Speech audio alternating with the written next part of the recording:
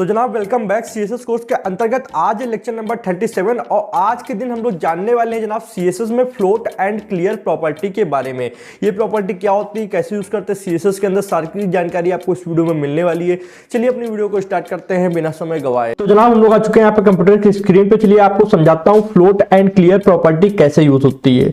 तो सबसे पहले मैं बता दूं float and clear property CSS में बहुत जगह और बहुत तरीके से यूज होती है, इसीलिए मैं इस वीडियो में काफी सारे एग्जाम्पल बताने वाला हूं कि कहां पर आप float and clear property use कर सकते हैं। तो चलिए सबसे पहले खोल लेते हैं विजुअल स्टूडियो कोड को और यहाँ पे HTML फाइल ओपन है, index.html फाइल। अभी यहाँ पे हम लोग करने क्या वाले हैं, सबसे पहले एक पैराग्राफ बनाएंगे। और कभी अगर आप न्यूज़पेपर पढ़ते हो, अगर नहीं भी पढ़ते हैं तो कभी ना कभी आपने देखा होगा कि न्यूज़पेपर के बीच में जो पैराग्राफ लिखा होता है उसके बीच में इमेज भी लगी होती है। तो इमेज के बगल से आपका मतलब लिखा हुआ होता है पैराग्राफ और बीच में इमेज है, इधर भी मतलब ऊपर नीचे टेक्स्ट होता है और बीच में इमेज लगी होती है। तो वो हम लोग अगर CSS में करना चाहें और यहाँ पे वेब पेज के अंदर बनाना चाहें तो कैसे कर सकते हैं। तो सबसे पहले एक पैराग्राफ ओपन करेंगे, इसमें 200 वर्ड्स का हम लोग एक पैराग्राफ लिखेंगे। तो उसके लिए शॉर्टकट होता है लॉरेम 200 लिखकर हम लोग को एंटर दबाना है। तो यहाँ पे 200 वर्ड्स का पैराग्राफ लिखकर आ चुका है। अगर आपके में ऐसे नहीं आ रहा है तो यहाँ पे व्यू पे वर्ड रैप पे टिक कर दीजिए, आ जाएगा। ओके, अब यहाँ पे सबसे पहले हम लोग एक इमेज लगाएंगे। तो यहाँ पे हम लोगों को करना क्या होगा, हम लोग img टैग को ओपन करेंगे। img टैग ओपन करने के बाद यहाँ पे alt नाम का एट्रीब्यूट हटा देंगे, इसकी कोई जरूरत नहीं है। और src में हम लोग डालेंगे एक इमेज हमारे पास पड़ी हुई है, ये देखो cube.2jpg। ठीक है, ये इमेज दो जगह हम लोग लगाने वाले हैं, दो इमेज हैं तो इनको लगाएंगे। ठीक है, तो एक तरीके से हम लोग ये सोच कर चल रहे हैं कि एक हमारा मान लो कोई न्यूज़पेपर है, उसके बीच में पैराग्राफ के बीच में हमको कोई इमेज लगानी, तो कैसे लगाएंगे और वो खराब भी ना लगे देखने में। ठीक है, तो इमेजेस नाम का फोल्डर है, उसके अंदर फॉरवर्ड स्लैश मारेंगे। तो यहाँ पे अब हम लोग cube1.jpg दे देंगे। अब उसके बाद में मान लो हम लोग यहाँ पर कहीं बीच में एक जगह पर, जैसे कि यहाँ पर हम लोग एक इमेज लगा देते हैं। ठीक है, तो img ओपन किया, img टैग ओपन करने के बाद में alt एट्रीब्यूट हटाएंगे, alt का कोई काम है नहीं। और src में जैसे हम लोग ने वहां पर करा है सेम उसी तरीके इमेजेस फॉरवर्ड स्लैश और यहाँ पे cube2.jpg फोटो का नाम दे दिया है। जनाब आप वीडियो को HD क्वालिटी में करके देखें YouTube पे, क्योंकि ये वीडियो HD में शूट हो रही है, इसीलिए यहाँ पर आपको बिल्कुल साफ साफ एक एक चीजें समझ में आने वाली हैं। तो अब हम लोग क्या करने वाले हैं, सबसे पहले इसको रन करते हैं। ठीक है, तो ओपन विथ लाइव सर्वर किया, ओपन विथ लाइव सर्वर करने के बाद में अभी ये इमेज काफी बड़ी आ रही है। अब CSS इसको थोड़ा सा साइज देना होगा। ओके, तो सबसे पहले हम लोग img टैग यहाँ पे लिखेंगे, टैग सिलेक्टर का यूज करेंगे, कर्ली ब्रैकेट बनाया और यहाँ पे हम लोग सबसे पहले लिखते हैं विथ। तो विथ को हम लोग देंगे 100 पिक्सल। ओके, और हाइट को हम लोग कर देंगे ऑटो। तो हम लोग ने यहाँ पे हाइट सिलेक्ट किया, हाइट को कर देंगे ऑटो, मतलब अपने आप जैसा ये खुद से डिसाइड करे। ओके, अब इसको रन करते हैं तो कुछ इस तरीके का आने लगा है। पर यहाँ पे देखो अभी देखने में काफी अजीब लग रहा है, मतलब पैराग्राफ के बीच में ये इमेज आ रही है, फिर बीच में इतनी जगह छूटी हुई है, ऊपर इतनी जगह छूटी हुई है, जबकि ये टेक्स्ट ऊपर जा सकता है। तो ऐसा क्यों हो रहा है, क्योंकि हम लोगों ने इसको पैराग्राफ के बीच में इमेज को लगाया है। इस वजह से इसने क्या किया कि जितनी इसकी हाइट है उतनी जगह इसने पूरी घेर ली है, मतलब ये जो इमेज है इसने पूरी ये हाइट ले रखी है। इस वजह से ये जो टेक्स्ट है ये खाली जगह पर आ नहीं पा रहा है। पर जनरली न्यूज़पेपर में क्या होता है कि यहाँ पर टेक्स्ट लिखा होगा, यहाँ पे इमेज लगी होगी, फिर टेक्स्ट लिखा होगा, फिर इमेज लगी होगी, इस तरीके होता है। तो हम लोग इसको किस तरीके ऐसा कर सकते हैं कि मतलब ये जो खाली स्पेस है यहाँ पे टेक्स्ट कैसे आ सकता है। तो इसके लिए हम लोग को करना क्या होगा, इस इमेज में और इस इमेज में फ्लोट प्रॉपर्टी का यूज करना होगा। तो सबसे पहले हम लोग दोनों इमेज को एक एक आईडी दे देंगे। आईडी से क्या होगा कि दोनों में हम लोग अलग अलग CSS का यूज कर पाएंगे। आईडी का यूज किया, यहाँ पे एक सेकंड में इसको थोड़ा सा स्पेस लेकर करूं तो आईडी एट्रीब्यूट आएगा और आपको भी साफ साफ दिखेगा। आईडी तो आपको देना आ ही गया होगा, अभी तक कोई कठिन काम नहीं है। सिर्फ यहाँ पे करेंगे क्या, आईडी एट्रीब्यूट लिखना है और यहाँ पे आपको डबल कोटेशन मार्क में एक आईडी का नाम देना। मैं जूम करके दिखाता हूँ। तो मैं यहाँ पे लिखूंगा IM1। ठीक है, और यहाँ पर भी एक आईडी इसी तरीके हम लोग देंगे। तो यहाँ पर भी इसी तरीके एक नाम दे देते हैं ID। ओके, थोड़ा यहां से करके ID इसको दे देंगे IM2। अब यहां जाएंगे CSS में, ID सिलेक्ट करने के लिए सिलेक्टर को सबसे पहले हैश लिखना होगा, फिर IM1 कर्ली ब्रैकेट ओपन, फिर यहाँ पे नीचे आएंगे, एंटर दबाएंगे, फिर हैश, फिर IM2, ओके इतना क्लियर है, फिर कर्ली ब्रैकेट, फिर इंटर दबा देंगे, इतना हो गया। अब हम लोग क्या करने वाले हैं, IM1 जो है यहाँ पे टैब लेंगे और यहाँ पे हम लोग यूज करेंगे फ्लोट प्रॉपर्टी लिखेंगे, और यहाँ पे जो पहली वाली इमेज है उसको राइट साइड में लेके आना है, तो हम लोग यहाँ पे कर देंगे राइट, आप लेफ्ट भी कर सकते हो, कोई प्रॉब्लम नहीं है, ठीक है। पहली इमेज देखो यहाँ पे आ गई राइट में और उसके बगल में टेक्स्ट आने लगा, तो पहली में जैसे ही फ्लोट यूज हुई है तो देखो ये कर क्या रहा है कि बगल में कंटेंट को आने के लिए इसने अलाउ कर दिया है यहाँ पे देखो, ठीक है। पर अभी नीचे वाला अभी भी अपनी जगह घेरे हुए है, नीचे वाली जगह अभी भी भर नहीं पा रही है, तो नीचे वाले में भी फ्लोट प्रॉपर्टी का यूज करना होगा। तो टैब दबाएंगे, टैब दबाने के बाद में हम लोग फ्लोट का यूज करेंगे। फ्लोट प्रॉपर्टी में हम लोग करने क्या वाले हैं, यहाँ पर हम लोग दे देंगे यहाँ पर इसको भी लेफ्ट, क्योंकि एक इमेज लेफ्ट में रखना चाहते हैं एक राइट में, ओके। आप देखो यहाँ पे एक राइट में एक लेफ्ट में और उसके बगल से टेक्स्ट आ रहा है बाकायदा, तो कोई प्रॉब्लम नहीं है। इधर भी देख लो टेक्स्ट आ रहा है। अब इसको थोड़ा और अच्छा बनाने के लिए बीच में पैडिंग दे देंगे, जिससे इमेज के बीच में पैडिंग आएगी। तो IMG टैग पे जाएंगे, यहां पर अगर हम लोग पैडिंग देंगे ना तो दोनों इमेज पे सेम अप्लाई हो जाएगी। तो पैडिंग 10 पिक्सल की रखेंगे, जिससे ऊपर नीचे दाएं बाएं 10 पिक्सल की पैडिंग आ जाएगी, ठीक। तो अब ये देखो दिख रहा होगा आपको, तो काफी देखने में अच्छा लग रहा है। इसी तरीके आपने न्यूज़पेपर देखोगे कि इमेज रहती है, फिर टेक्स्ट लिखा रहता है, फिर इमेज रहती है ऊपर नीचे, इस तरीके से आता है। तो हम लोग फ्लोट प्रॉपर्टी के एक इस तरीके यूज कर सकते हैं, और भी कुछ एग्जांपल बताने वाला हूं। सबसे पहले इसको करते हैं क्लियर स्क्रीन को, और यहाँ पे HTML में जो हम लोग ने ये लिख के रखा हुआ है इसको भी करते हैं। अब नेक्स्ट यूज इसका ज्यादातर कहाँ पे होता है, जब हम लोग बनाते हैं नेविगेशन बार। तो नेविगेशन बार बनाने के लिए आप लोग करते क्या है, UL सबसे पहले अनऑर्डर्ड लिस्ट, और उसके अंदर LI हम लोग ले लेंगे 5 आइटम, मतलब 5 LI लेनी है। एंटर दबाया इस तरीके, ठीक है। फर्स्ट वाले में क्या करेंगे, हम लोग दे देंगे होम, ठीक है। उसके बाद में हम लोग सेकंड वाले में क्या करने वाले हैं, यहाँ पर एक पेज बनाना है अबाउट नाम का, अबाउट, और एक हम लोग को बनाना है यहाँ पर लाइव नाम से बना देते हैं। मान लीजिए बहुत सी जो न्यूज वेबसाइट्स होती हैं उनमें लाइव का भी एक पेज होता है अलग से, और कॉन्टेक्ट, ठीक है। और इसमें हम लोग क्या करने वाले हैं, इसमें हम लोग प्राइवेसी या फिर पॉलिसी नाम से दे देते हैं। प्राइवेट पॉलिसी बहुत लंबा हो जाएगा, इसलिए पॉलिसी दे देते हैं, ठीक है। अब क्या करने वाले हैं, यहाँ पे ये देखो इस तरीके का यहाँ पे एक अनऑर्डर लिस्ट बन चुकी है। इसको हम लोग यहाँ पर आएंगे, यहाँ पे CSS में सबसे पहले अनऑर्डर लिस्ट सिलेक्ट कर रहा हूं मैं। आप एक काम करना, आप जब भी कभी नेविगेशन बार बना रहे हो तो उसमें ID देकर ये सब चीजें करना। जैसे यहाँ पे क्या है कि हम लोग ने एक ही बार UL का यूज किया है, पर जब आप वेबसाइट बना रहे होगे तो बहुत जगह आप UL का LI का यूज करने वाले हो, इसीलिए यहाँ पर आपको ID देनी है और ID से यहाँ पे CSS लगानी है। मैं डायरेक्ट टैग सिलेक्टर का यूज करके लगा दे रहा हूँ, क्योंकि मैं एक ही जगह पर UL का यूज कर रहा हूँ। इसको दे देंगे बैकग्राउंड कलर ब्लैक, ओके। और अब क्या करेंगे, इसको लिस्ट स्टाइल टाइप नन कर देंगे। तो लिस्ट स्टाइल टाइप, लिस्ट, एक second, LIST list style type, यहाँ पे डिस्क की बजाय नन करना है हम लोग को।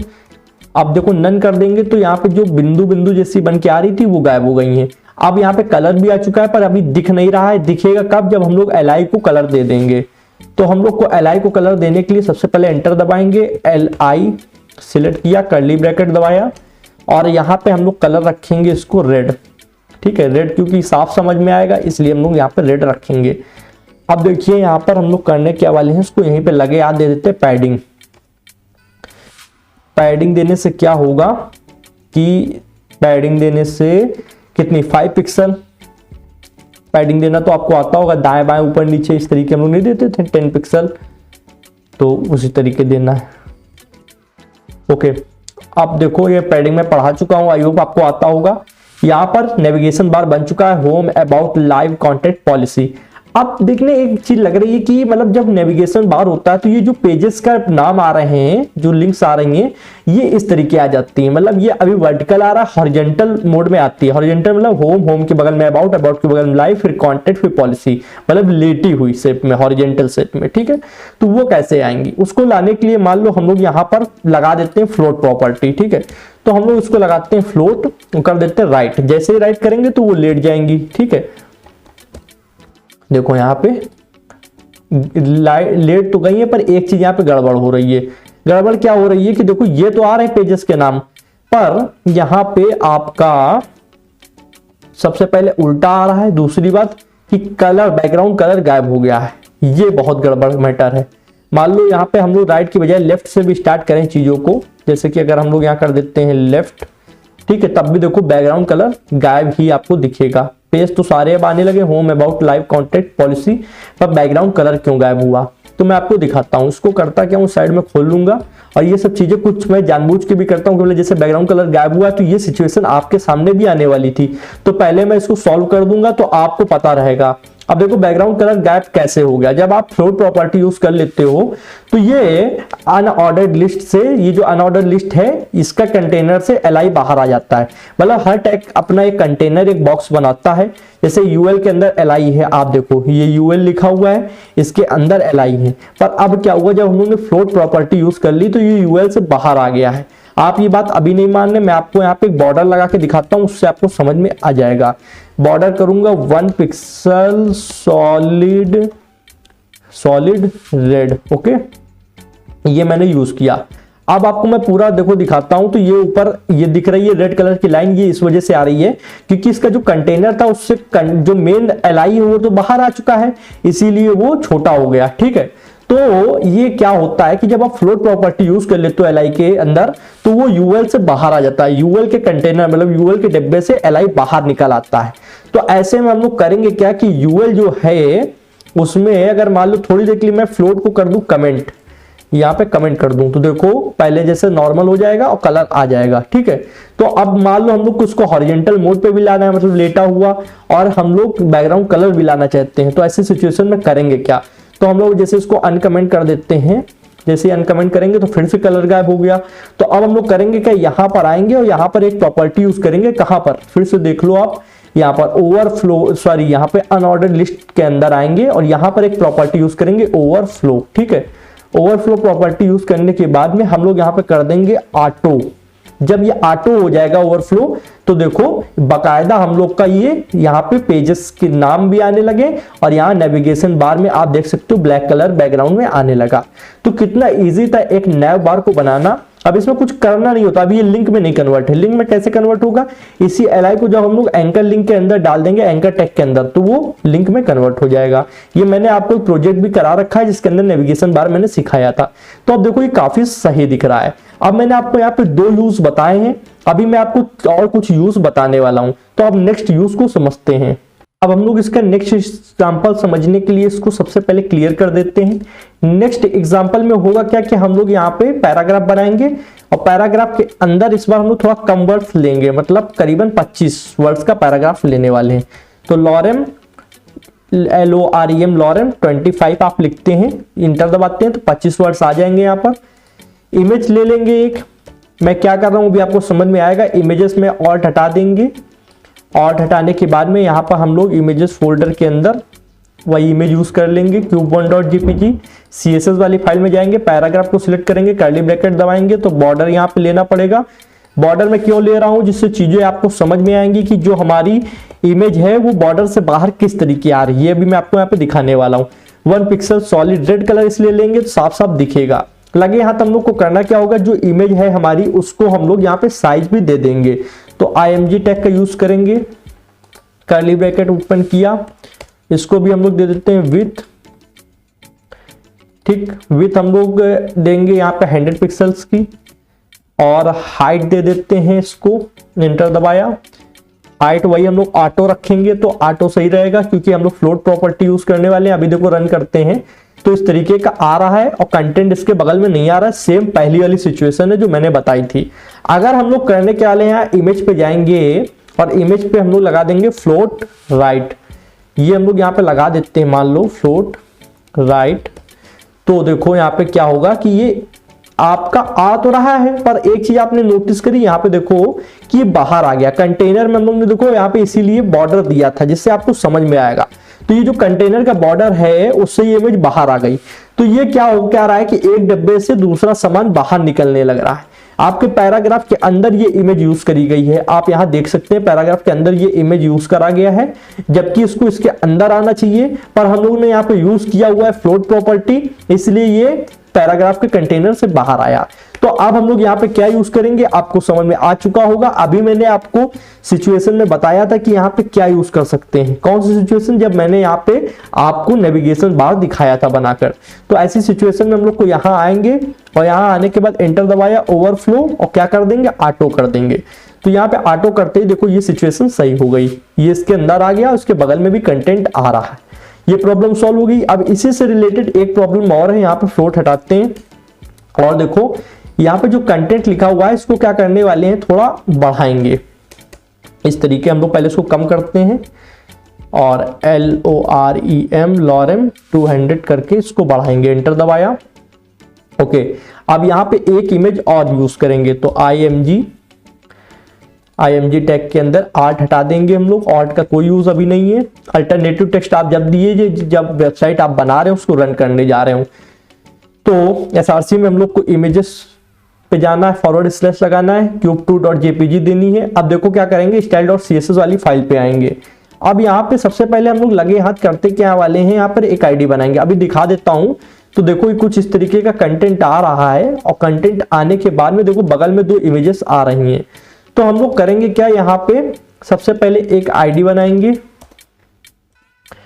आईडी बनाया, आईडी का नाम हम लोग दे देंगे वही IM या IMG1, तो हम लोग देंगे IM1, ठीक है। और यहाँ पे दूसरी इमेज पे भी एक आईडी बनानी जरूरी है, तो आईडी बनाएंगे और यहाँ पे हम लोग क्या दे देंगे, थोड़ा स्पेस लेकर इसको देते हैं, इक्वल का निशान, डबल कोटेशन मार्क, और यहाँ पे IM2। ओके, अब हम लोग CSS वाली फाइल पे आएंगे, फटाफट यहाँ से सिलेक्ट करते हैं, हैश लगाएंगे, सबसे पहले हैश लगाया, IM1 कर्ली ब्रैकेट ओपन, ठीक है। और इसको IM2 को भी सिलेक्ट कर लेते हैं, hash IM2 curly bracket open, ठीक है। तो अब IM1 में हम लोग क्या करने वाले हैं, अभी आपको दिखाएं तो यहाँ पे कुछ खास फर्क नहीं पड़ा है। जैसे IM1 पे हम लोग लगाते हैं फ्लोट राइट, ठीक है।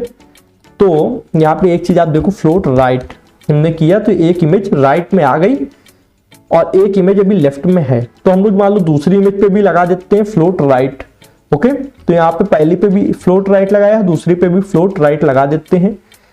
अब ये जो मैं बता रहा हूं कंडीशन, इसमें फ्लोट प्रॉपर्टी तो आपको समझ में आएगी, यहां पर हम आपको क्लियर प्रॉपर्टी भी समझाने वाले हैं, ठीक है। तो फ्लोट राइट इसमें भी लगाएंगे। अब एक चीज आप यहाँ पे नोटिस करना, देखो दोनों इमेज राइट में आ गई हैं और कंटेंट भी आ रहा है, मतलब सब चीज ठीक है, पर एक चीज देखो, दोनों इमेज राइट में अगल बगल में आ रही हैं। मैं चाहता हूं कि ये जो दूसरी इमेज आई है ये इसके नीचे आ जाए, मतलब राइट में ही रहे पर इस लाइन में ना आए, सेम लाइन में ना आकर वो नीचे आ जाए, ठीक है। कंडीशन ये है, मान लो कोई एलिमेंट है, दोनों हम साइड साइड में आ रहे हैं, तो दोनों को हम राइट में रखना तो चाहते हैं, पर एक लाइन में दोनों को राइट में नहीं रखना चाहते हैं, एक इस लाइन में और एक इसके नीचे आ जाए, ठीक है। ये जो दूसरा वाला है जिसपे मैं कर्सर रख रहा हूं, ये राइट में तो रहे पर इसके नीचे रहे। तो ऐसे सिचुएशन में हम लोग करते क्या है कि जो दूसरा वाला है इसको हम लोग बताएंगे कि आप जो पहला वाला फ्लोटिंग कंटेंट है या फ्लोटिंग एलिमेंट है, इसके राइट में तो रहो पर उसी लाइन में ना रहो, उसके नीचे जा सकते हो पर सेम लाइन में नहीं रह सकते हो। तो ऐसा करने के लिए हमारे पास क्लियर प्रॉपर्टी है। अगर आप यहाँ पे क्लियर लिख देते हो और यहाँ पे राइट लिख देते हो, क्लियर लिखने के बाद राइट लिख देते हो, तो ये जो फ्लोटिंग एलिमेंट है उसके राइट में तो रहेगा पर उसके सामने नहीं रहेगा, मतलब उसी सेम लाइन में नहीं रहेगा, नीचे आ जाएगा, ठीक है। जब भी आप राइट लगा दो या फिर यहाँ लेफ्ट लगा दो, या फिर यहाँ पे एक तीसरी वैल्यू होती है बोथ, बोथ मतलब लेफ्ट और राइट दोनों, तो ऐसे सिचुएशन में ये करता क्या है कि राइट में रहेगा या लेफ्ट में रहेगा, जहां के लिए आपने लगाया है रहेगा तो वही, मान लो हमने फ्लोट पर राइट के लिए लगाया है तो राइट में तो रहेगा पर सेम लाइन में नहीं आएगा। जैसे ये IMG1 भी यहीं पे है और IMG2 भी राइट में लगा हुआ है, तो ये राइट में तो आएगा पर उसके नीचे आएगा, ठीक है। यहाँ पे दिखाता हूं, देख लो, अब ये दोनों राइट में तो आ रहे हैं, IMG1 और IMG2 दोनों राइट में आ रहे हैं पर सेम लाइन में नहीं आ रहे, वो उसके नीचे आ गया है, ठीक है। तो ये ऊपर वाली इमेज हमारी IMG1 है और ये नीचे वाली IMG2 है। पहले ये IMG2 आ तो राइट में रही थी पर इसके बगल में मतलब सेम लाइन में आ रही थी, तो हम लोग ने करा क्या कि हम लोग एक साथ दोनों फ्लोटिंग एलिमेंट को राइट में तो रखना चाहते हैं पर सेम लाइन में नहीं रखना चाहते हैं, तो हम लोगों ने यहाँ पे बता दिया क्लियर राइट, मतलब आप राइट में तो रहो पर सेम लाइन में ना रहो, क्योंकि सेम लाइन में फ्लोटिंग एलिमेंट पहले से एक अवेलेबल है। तो इसने क्या किया कि राइट में आया पर ये नीचे अपनी एक लाइन बना ली, नेक्स्ट लाइन से आया है, तो ये चीज आप कर सकते हो। इसमें क्या था कि क्लियर प्रॉपर्टी यूज हुई है। क्लियर प्रॉपर्टी हम लोग जब यूज करते हैं जब पहले से कोई एलिमेंट वहां पर अवेलेबल हो राइट या लेफ्ट में, और हम लोग उसी सेम लाइन पे दूसरे एलिमेंट को नहीं लाना चाहते हैं, हम लोग एक नेक्स्ट लाइन से लाना चाहते हैं, तो हम लोग वहां पे क्लियर प्रॉपर्टी यूज कर देंगे और बता देंगे कि कहां पर नहीं रहना, मतलब राइट के मतलब अवेलेबल, मान लो पहले से यहाँ पे भी देखो राइट में एक चीज अवेलेबल थी, ठीक है, और हम लोग दूसरे को भी राइट में रखना चाहते हैं पर सामने नहीं रखना चाहते हैं, तो इसलिए हमने यहाँ पे क्लियर राइट लिख दिया। क्लियर राइट मतलब राइट में तो रहो पर नीचे रहो। अगर यहाँ पे लेफ्ट में रखना चाहते हो तो क्लियर लेफ्ट लिख देते हैं, लेफ्ट में तो रहता पर दूसरे एलिमेंट के नीचे रहता, सेम लाइन में ना रहता। और बोथ भी आप कर सकते हो, बोथ में क्या है, लेफ्ट और राइट दोनों के लिए सेम सिचुएशन यूज होगी। कुल मिला के ये प्रॉपर्टी जब भी यूज की जाती है जब पहले से कोई फ्लोटिंग एलिमेंट उसी लाइन में राइट या लेफ्ट पे है और हम लोग दूसरा एलिमेंट उस लाइन में नहीं रखना चाहते हैं। तो आई होप आपको इतना समझ में आया। अब हम लोग करने क्या वाले हैं, यहाँ पर एक और सिचुएशन क्या है या फिर एक और यूज आपके फ्लोट प्रॉपर्टी का समझने वाले हैं। तो चलिए नेक्स्ट प्रॉपर्टी पे पढ़ते हैं। अब दोस्तों हम लोग करने क्या वाले हैं, सबसे पहले यहाँ आते हैं, जो हम लोग ने अभी तक सीएसएस लिखी थी इसको हटाएंगे।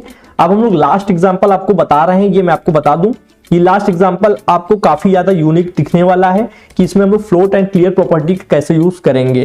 तो आप भी इन्हीं में से कोई ना कोई प्रॉब्लम में फंसोगे, मैं समझता हूं, तो मैंने सारी चीजें आपको यहाँ पे बता दी हैं जिससे आपको फ्लोट एंड क्लियर प्रॉपर्टी की सही नॉलेज होगी कि कैसे यूज किया जाता है। अब बेसिकली हम लोग करने क्या वाले हैं, यहाँ पर सबसे पहले एक डिव बनाएंगे। डिव में हम लोग एक हैश करके एक आईडी देंगे, तो आईडी का नाम मान लो हम लोग दे देते हैं कंटेंट। एंटर दबाया तो डिव नाम की एक बन गया कंटेंट। बीच में लिख भी देते हैं पैराग्राफ के अंदर डाल के कंटेंट, ठीक है, मतलब डिव के अंदर पैराग्राफ है और हम लोग यहाँ पे लिख देते हैं कंटेंट, लगे हाथ, ठीक, कंटेंट, ये हम लोग ने लिख दिया।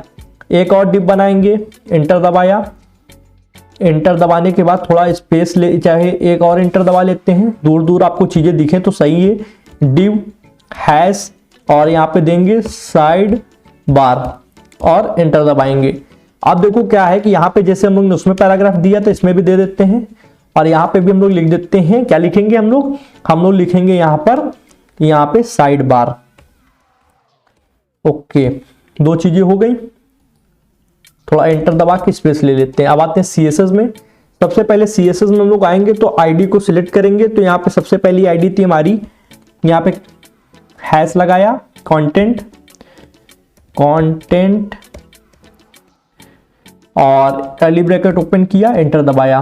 कंटेंट में हम लोग सबसे पहले विथ देंगे, विथ इसको देंगे 70%। क्या देंगे, विथ देंगे 70%,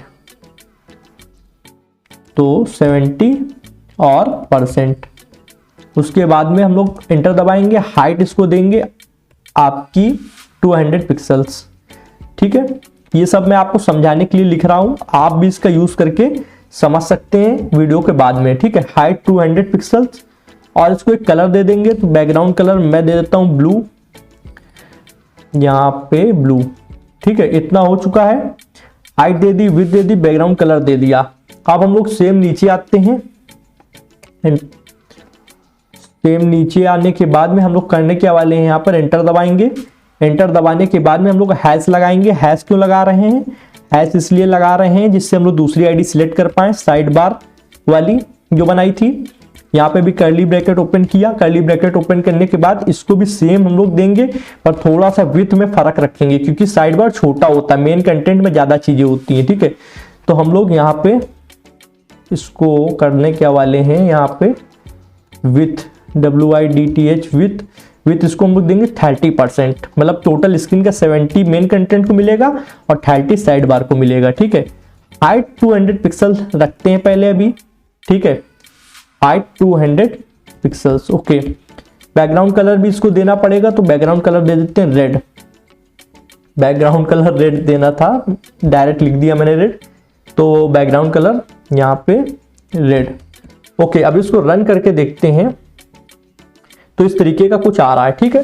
तो हम लोग करने क्या वाले हैं, इनको फ्लोट प्रॉपर्टी सबसे पहले देते हैं जिससे ये रेड और ब्लू एक साइड में आ जाए, ठीक है। यहाँ पे हम लोग आएंगे, एंटर दबाया तो हम लोग इसको दे देते हैं float left, float left. Same यहाँ पे भी वही करेंगे, आप राइट कर सकते हो, कोई प्रॉब्लम नहीं है। Float left. और थोड़ा बहुत चीजों से छेड़खानी किया करो क्योंकि इससे आपको कुछ बिगड़ेगा नहीं, पर चीजें आ जाएंगी आपको, ठीक है, समझ में आने लगेंगी। तो यहाँ पे देखो 70% एरिया ब्लू कलर का है जिसमें मेन कंटेंट है आपकी वेबसाइट का, और आपके 30% में साइड बार आ रहा है। हाइट दोनों की समान है। अब हम लोग करने क्या वाले हैं, यहाँ पर हम लोग एक फुटर भी बनाएंगे। जैसे कि हम लोग ने साइड बार बनाया उसी तरीके हम लोग एक डिव में हम लोग देंगे हैश लगाकर आईडी। तो आईडी हम लोग क्या देंगे यहाँ पे फुटर नाम से। ओके, एंटर दबाया। इसको भी हम लोग पैराग्राफ में लिख देते हैं फुटर, और फुटर यहाँ पे लिख दिया। अब क्या करने वाले हैं, आएंगे CSS में। CSS में आने के बाद एंटर दबाया, हैश लगाएंगे, फुटर आईडी को सिलेक्ट करेंगे जो बनाई है हम लोगों ने, कर्ली ब्रैकेट ओपन किया, एंटर दबाया। अब हम लोग करने क्या वाले हैं, यहाँ पर देखो सबसे पहले इसको एक कलर दे देते हैं। तो बैकग्राउंड कलर इसको दे दें, मान लो येलो। अब यहाँ पे देखते हैं तो कुछ इस तरीके का लेआउट आने लगा है। ब्लू कलर का जो आपका है कंटेंट एरिया वो बड़ा है, रेड 30% साइड बार का एरिया होता है, इसमें कम कंटेंट होता है, उसके नीचे येलो कलर का फुटर बार है, ठीक है। अब एक चीज ये समझो कि मान लो साइड बार को थोड़ी हाइट कम कर दें, मान लो साइड बार में कंटेंट थोड़ा कम है इसलिए इसकी हाइट थोड़ी कम कर दी जाए, तो फिर क्या यहाँ पे फर्क पड़ने वाला है। तो हम लोग यहाँ पे जैसे ही साइड बार को मान लो 200 है, कुछ ज्यादा कम नहीं करेंगे, सिर्फ 150 कर देंगे, मतलब 50 पिक्सल कम कर देंगे। तो ये हो गया आपका 150 पिक्सल। तो अब एक चीज आप देखो, जो फुटर नीचे आ रहा था वो फुटर कहाँ चला गया, वो घुस गया जाके यहाँ पे साइड बार के पास में। मतलब कैसे ये हुआ, आप देखो यहाँ पे हम लोगों ने यूज किया फ्लोट प्रॉपर्टी। तो ये फुटर जो डिव है, फुटर नाम की जो डिव है, इसने देखा कि इस जगह पे जगह बच रही है तो यहाँ पर ये घुस गया जाके, जबकि हम लोग ने फुटर पे कोई भी हम लोग ने अभी फ्लोटिंग प्रॉपर्टी यूज नहीं की है, फिर भी इसने जहां पे जगह पाया वहां पे घुस गया। बाय डिफॉल्ट होता क्या है कि जब ये जगह ऊपर पा रहा है, देखो डिव की आदत क्या होती है, वो एक ब्लॉक एलिमेंट, उसको सिर्फ एक नई लाइन चाहिए, तो उसको नई लाइन इतनी जगह से मिल गई, वो वहां पर जाके चला गया। तो हम लोग मान लो ऐसा करने वाले हैं कि ये ना यहां जाए ना यहाँ कंटेंट के पास जाए। मान लो कंटेंट की हाइट कल का हम लोग कम कर दें या कम ज्यादा हो जाए तो कंटेंट के पास चला जाए, तो ऐसा नहीं है, वो नीचे ही रहे, ठीक है, लेफ्ट और राइट में दोनों समान आए। तो ऐसा करने के लिए हम लोग क्या करेंगे, यहाँ पर आएंगे फुटर टैग के अंदर हम लोग यहाँ पे लिखेंगे क्लियर प्रॉपर्टी, और क्लियर के अंदर हम लोग लगाएंगे बोथ मतलब लेफ्ट एंड राइट दोनों में आपको नहीं जाना है, आपको एक न्यू लाइन पर रहना है। तो अब देखो क्या हो रहा है ना, ये राइट की तरफ गया और लेफ्ट पे अभी जाएगा नहीं वैसे भी, क्योंकि लेफ्ट की हाइट ज्यादा ही है। तो पहले क्या था कि राइट की साइड में जो ये जगह बच रही थी इसमें घुस गया था जाके। तो ऐसा अगर आपकी सिचुएशन में कभी हो रहा है, कोई एलिमेंट ऐसा बिहेव कर रहा है, तो आप उसको क्या कर सकते हैं, क्लियर करके बोथ लगा दो या फिर सिर्फ लेफ्ट या राइट लगा दो। वैसे बोथ लगाओगे ज्यादा सही है, वो लेफ्ट और राइट कल का ऊपर नीचे होगा तो कहीं नहीं जाएगा, वो अपनी ही जगह पर न्यू लाइन पर स्थापित रहेगा। तो ये इसकी एक तरीके से प्रवृत्ति होती है एलिमेंट्स की कि यहाँ जहां मतलब यहाँ जगह पाई तो वहां चले गए। तो हम लोग को इनको बताना पड़ता है कि जहां पर फ्लोटिंग, मान लो ये ब्लू एंड रेड जो दोनों डिव है हमारी, ये फ्लोटिंग है, ठीक है, इनमें हम लोग ने फ्लोट प्रॉपर्टी यूज करी है। ये देखो ये फ्लोट लेफ्ट और ये ऊपर फ्लोट लेफ्ट, ठीक है। तो जहां पर दोनों फ्लोटिंग कोई लगी हुई है एलिमेंट, वहां पर आपको नहीं जाना है। तीसरे डिव जो फुटर वाला है इसको हमें बताना पड़ेगा। तो ये बताने के लिए ही क्लियर प्रॉपर्टी बनाई गई है। क्लियर में जो चीज आप लिख देते हो, मान लो आपने राइट लिखा तो वो फिर राइट में नहीं जाएगा, लेफ्ट में लिखा है तो लेफ्ट में नहीं जाएगा, वो एक न्यू लाइन से आएगा। मान लो अगर आपने राइट लिखा है तो राइट में तो वो रहेगा पर न्यू लाइन से रहेगा, उसी सेम लाइन में नहीं आएगा। जैसे क्या था यहाँ पे ये उसी सेम लाइन से आ रहा था, अभी नहीं है, अभी ये न्यू लाइन से आ रहा है, ठीक है। तो आई होप आप समझ चुके होंगे।